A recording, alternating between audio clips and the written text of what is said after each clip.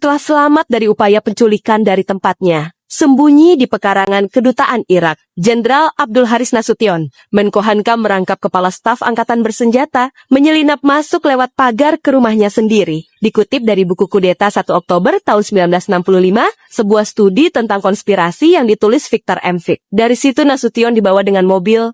Ia bertiarap di lantai mobil. Nasution dibawa oleh Letnan Kolonel Hidayat Wirasonjaya, Komandan Kantor Staf Hankam Ahudanya Majo R. Sumargono, dan ipar laki-laki Nasution Bab Sunario Gondokusumo, ke persembunyian baru yang terletak tidak jauh dari kantor staf angkatan bersenjata. Mereka khawatir para pembunuh akan terus mengejar Nasution untuk kembali mencoba membunuhnya jika ia dibiarkan di rumahnya atau di sekitar situ. Kekhawatiran mereka ternyata beralasan. Karena tidak lama setelah Nasution lolos, seorang anggota Cakra Birawa datang ke rumahnya, mencari dia dan menanyakan di mana Nasution. Setelah itu datang Letnan Kolonel Ali Abram, Kepala Unit Intelijen Cakra Birawa, disertai beberapa anak buahnya, yang tanpa seragam mengatakan kepada orang rumah bahwa Presiden memerintahkannya untuk mencari keterangan di mana Nasution bersembunyi dan bagaimana keadaannya. Sementara Leimenat, menurut Victor M. Fick, menghubungi Presiden Soekarno yang saat itu bersiap-siap meninggalkan rumah Dewi. Leimena memberitahu soal kejadian di rumah Nasution. Pangdam Jaya Brigjen Umar Wirahadikusuma saat meluncur ke rumah Nasution. Setelah diberitahu oleh salah satu ajudan Nasution, Komisaris Polisi Hamdan melihat sejumlah orang yang tampak mencurigakan dan bersenjata di sekitar rumah Nasution. Umar sempat memanggil-manggil Nasution, tapi setelah itu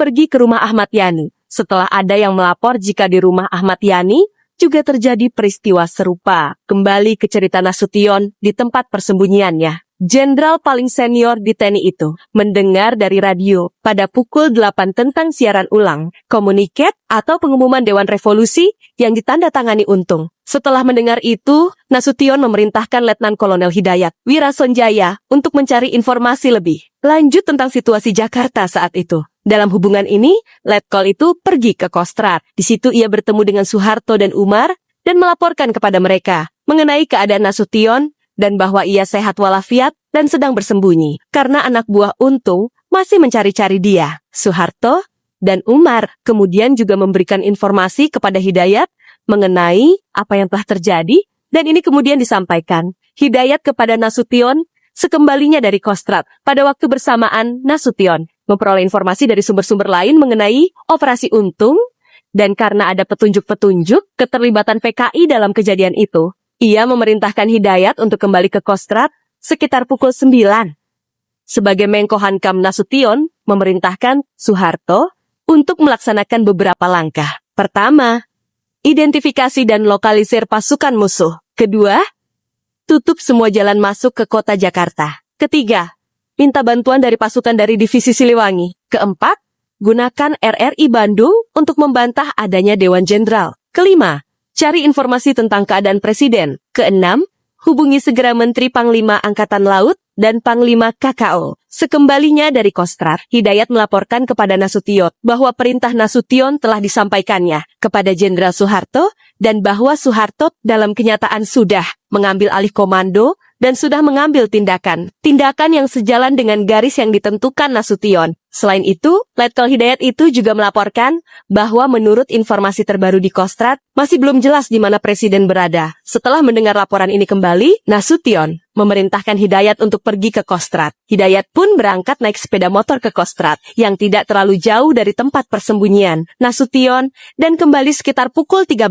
Dengan laporan terbaru, laporan yang disampaikan Hidayat. Pertama, Kostrad sudah melakukan kontak dengan pasukan pemberontak yang dikerahkan di Medan Merdeka dan berhasil meyakinkan mereka untuk berputar haluan. Dua Letkol Hidayat melapor sempat pergi ke rumah Omar Dhani, tetapi ia tidak ada di rumah. Tiga Hidayat juga melaporkan bahwa Laksamana Martadinata dipanggil Presiden Soekarno ke Halim dan nasib Presiden tampaknya belum jelas. Situasi di Halim tampaknya sangat mencurigakan, terutama mengingat kehadiran Omar Dhani di situ. Empat, pada saat itu, Soeharto di Kostrad merasa pasti Presiden ada di Halim, karena Presiden telah memerintahkan kepada Kolonel Wijanarko untuk meminta Jenderal Umar menghadap ke Halim. Kata Hidayat, Soeharto tidak mengizinkan Umar menghadap, karena tidak jelas apakah Presiden dalam keadaan selamat atau ditahan. Begitu Untung menyiarkan susunan Dewan. Revolusi pada pukul 14 Nasution memutuskan bahwa harus diambil tindakan cepat dan langsung terhadap Untung di semua front oleh Angkatan Darat dan bahwa angkatan-angkatan lain harus diperintahkan untuk ikut serta. Karena itu, sebagai Menko Hankam dan Kepala Staf Angkatan Bersenjata, Nasution mengeluarkan perintah untuk Soeharto Wakil, Panglima Angkatan Laut Mulyadi, dan Menteri Panglima Angkatan Kepolisian, Inspektur Jenderal Polisi Sucipto Judoharjo. Perintah Nasution diawali dengan kata-kata bahwa sudah jelas bahwa telah dilakukan usaha untuk menangkap dan membunuh sejumlah pimpinan Angkatan Darat, dan Menko Hankam juga sudah jelas bahwa Presiden ditahan di Halim. Lalu mengingat peran yang penting yang dimainkan militer dalam bidang urusan dalam negeri dan urusan luar negeri. Sebagai Menko Hankam, Nasution mengeluarkan perintah berikut ini untuk semua Panglima Angkatan. Isi perintahnya: 1.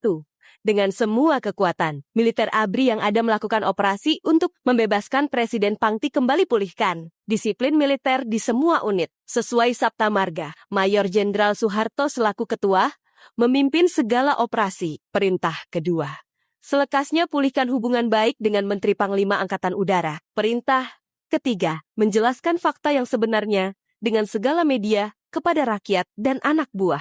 Kemudian, sekitar pukul 15, Jenderal Nasution mengirim Letkol Hidayat ke Kostrad. Dengan perintah tersebut, Hidayat pun bergegas pergi ke Kostrad. Lalu setelah turut dalam diskusi dengan staf Soeharto di Kostrad, Hidayat kembali ke tempat persembunyian Nasution sekitar pukul 17 untuk melaporkan perkembangan keadaan yang mutakhir. Ia melaporkan bahwa sebagian besar pasukan di sekitar Medan Merdeka telah ditarik. Tapi stasiun radio dan gedung pusat komunikasi masih berada dalam tangan pasukan pemberontak. Situasi di Kostrad sendiri menjadi rumit karena Presiden Soekarno telah mengangkat Jenderal Pranoto sebagai Kretaker, Menteri Panglima Angkatan Darat, sementara nama Soeharto yang telah ditetapkan untuk menduduki posisi itu oleh Menko Hankam bahkan tidak disebut-sebut. Mengingat komplikasi ini, Soeharto dan para perwira meminta Nasution untuk pindah ke Kostrad untuk membantu mereka mengatasi jalan buntu ini. Dengan informasi dan permintaan ini dalam tangannya, Nasution pindah ke Kostrad sekitar pukul 18,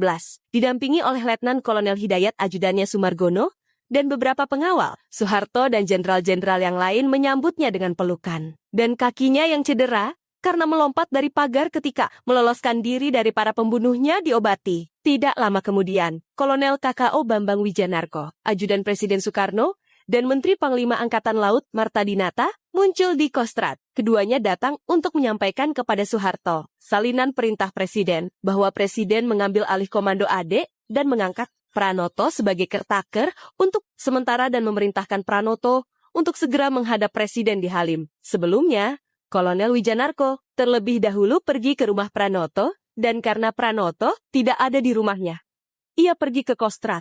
Dan ternyata Pranoto ada di situ, di tengah-tengah kelompok anti Untung. Menurut Victor MV, sebelumnya Ketua PKI, D. Aidit mengirim Pranoto dari Halim ke Kostrad untuk mengambil alih komando di situ. Setelah Aidit mendapat dari Suparjo salinan perintah harian Presiden yang mengangkat Jenderal Pranoto sebagai Kretaker Angkatan Darat karena ternyata tidak mungkin mendapat dukungan Soeharto bagi kudeta itu melalui upaya Latif untuk meyakinkan Soeharto sekitar 17 jam sebelumnya. Tampaknya sekarang terbuka kemungkinan untuk menetralisir Soeharto dengan cara mengambil alih Kostrad dari tangannya melalui perintah Pranoto. Ini langkah Aidit yang sangat penting, mengingat latar belakang pertarungan kekuasaan antara dia dengan Presiden. Langkah itu jelas mengisyaratkan bahwa pada masa datang, Pranoto akan mengikuti perintah Aidit, bukan perintah Presiden, dan bahwa pimpinan AD yang baru ini akan berpihak kepadanya secara sukarela atau karena terpaksa. Pada waktu penyelesaian akhir persoalan Presiden itu, tulis Victor M. Vick dalam bukunya. Namun menurut Victor M. Vick, perkembangan keadaan tidak sesuai dengan perkiraan Aidit dan Pranoto. Begitu Wijanarko dan Marta Dinata muncul di Kostrad, Soeharto mengajak kedua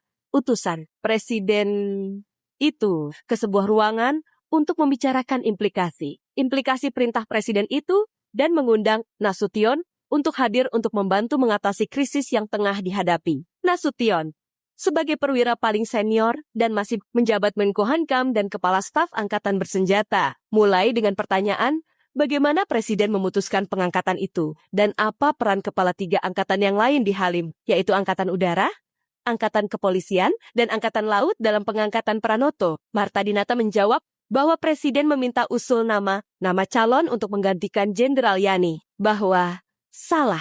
Satu calon yang diusulkan adalah Jenderal Soeharto, dan bahwa Presiden menolak usul itu, karena Soeharto sudah diangkat untuk posisi itu oleh Nasution, dan ini tidak dapat diterima Presiden. Nama-nama lain juga diusulkan, kata Marta Dinata, seperti Jenderal Aji dan Jenderal Mursyid. Namun Presiden mengangkat Pranoto dan perintahnya disiarkan dengan segera, tidak oleh Radio Jakarta, tetapi oleh stasiun radio Ori pada titik ini. Nasution mengkritik tajam Marta Dinata karena ia, dengan ikut dalam pengangkatan pengganti Yani, telah campur tangan dalam persoalan murni internal Angkatan Darat. Marta Dinata pun meminta maaf atas kesalahannya sambil memeluk Nasution, suatu pemandangan yang mengharukan. Hasil pembicaraan adalah keputusan bahwa pengangkatan oleh Presiden itu tidak dapat diterima oleh Ade karena operasi-operasi Soeharto atas kudeta Untung tengah berjalan, bahwa nasib jenderal-jenderal yang diculik belum diketahui, dan bahwa Pranoto tidak dapat meninggalkan Kostrad untuk melapor kepada Presiden di Halim, tulis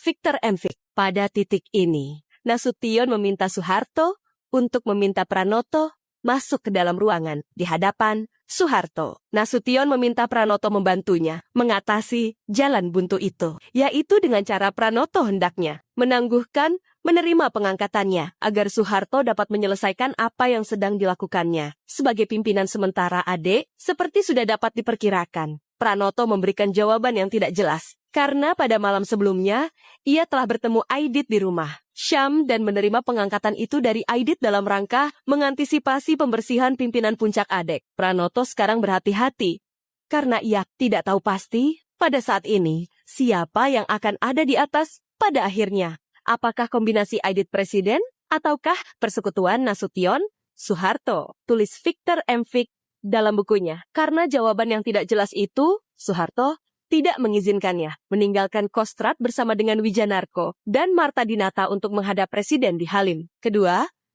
utusan Presiden itu pun kembali ke Halim tanpa Pranoto. Tiba di Halim, Wijanarko melapor kepada Presiden Soekarno bahwa Pranoto tidak diizinkan Soeharto meninggalkan Kostrad dan pesan Soeharto agar Presiden meninggalkan Halim karena ia akan mulai operasi terhadap Halim tidak lama lagi. Sementara itu, di Kostrad, setelah pembicaraan dengan Pranoto, Soeharto menyerahkan kepada Nasution untuk dibacanya. Teks yang diserahkan adalah pengumuman pertama Soeharto kepada rakyat mengutuk kudeta Untung sebelum disiarkan pada pukul 19.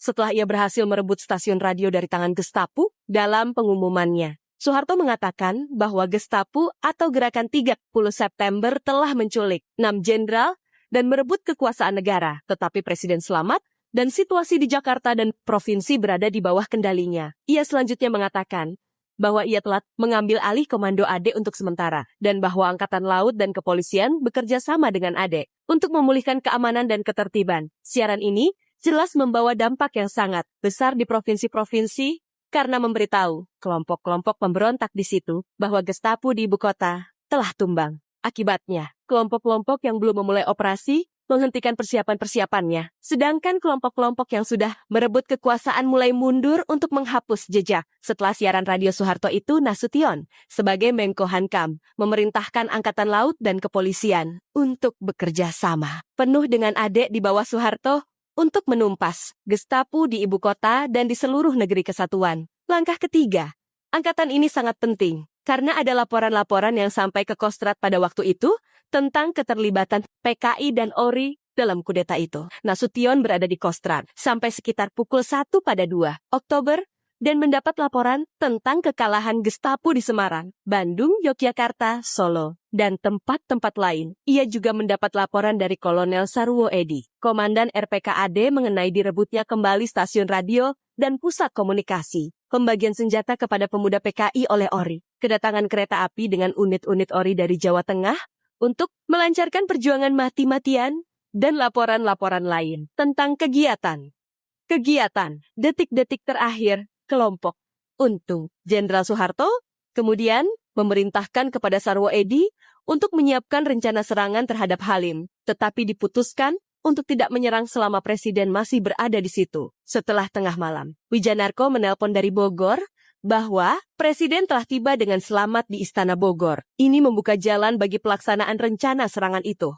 Karena ada laporan-laporan tentang keterlibatan Ori dalam Gestapo, Soeharto dan Nasution mulai mempertimbangkan untuk mempersiapkan pertahanan markas Kostrad dan gedung-gedung yang lain dari kemungkinan serangan udara oleh Omar Dhani yang sudah terpojok dalam hubungan ini. Langkah-langkah diambil untuk memastikan bahwa pesawat-pesawat tempur Ori tidak dapat mengudara untuk melakukan tugas pemboman.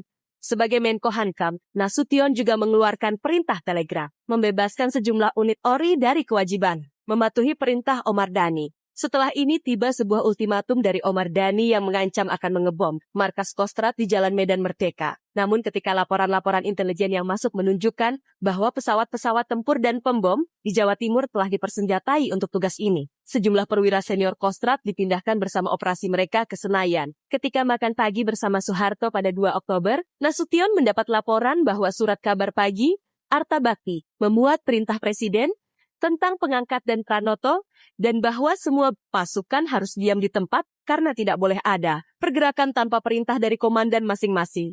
Karena jelas sekarang bagi Nasution bahwa Presiden telah menolak keberatannya atas pengangkatan Pranoto dan menolak pengangkatan Soeharto yang disampaikan Wijanarko. Setelah ia kembali ke Halim dari Kostrad, Nasution belum bersedia menyerah. Ia meminta Maijen Sarbini dan perwira-perwira senior lain yang berada di Kostrad untuk membujuk Jenderal Pranoto untuk mengumumkan secara terbuka bahwa ia menangguhkan menerima pengangkatannya agar Jenderal Soeharto dapat menyelesaikan tugas yang sedang dilaksanakannya. Pranoto kembali menunjukkan sikap keras kepalanya untuk konsolidasi front bersama angkatan bersenjata melawan Gestapo. Nasution menelepon Menteri Panglima Angkatan Kepolisian, Inspektur Jenderal Sucipto Judodiharjo, yang pada hari sebelumnya bersama Presiden di rumah Susanto di Halim dan menyaksikan Presiden membawa kabinetnya ke bawah atap Dewan Revolusi dan pembicaraan pribadi Presiden dengan Aidit melalui Suparjo. Nasution meminta Sucipto untuk menerima Soeharto di kantornya yang akan menjelaskan kepadanya tentang perkembangan di Kostrad dan perlunya kerjasama antara Kepolisian ADEK dan AL untuk membasmi Gestapo. Dalam percakapan telepon yang lama itu, Sucipto menjelaskan kepada Nasution tentang kejadian-kejadian di rumah Susanto, sehingga Nasution lebih mengerti seluruh peristiwa itu keterlibatan Presiden di dalamnya dan tangan tersembunyi Aidit dalam peristiwa itu. Namun ketika Nasution mendapat telepon dari rumah sakit militer tentang keadaan putrinya, Ade Irma Suryani, yang kritis yang luka-luka oleh tembakan para pembunuh pada pagi hari itu, ia meninggalkan Kostrad menuju rumah sakit untuk berkumpul bersama keluarganya di sisi tempat tidur Ade. Ade Irma sendiri meninggal akibat luka-lukanya pada 6 Oktober tahun 1965.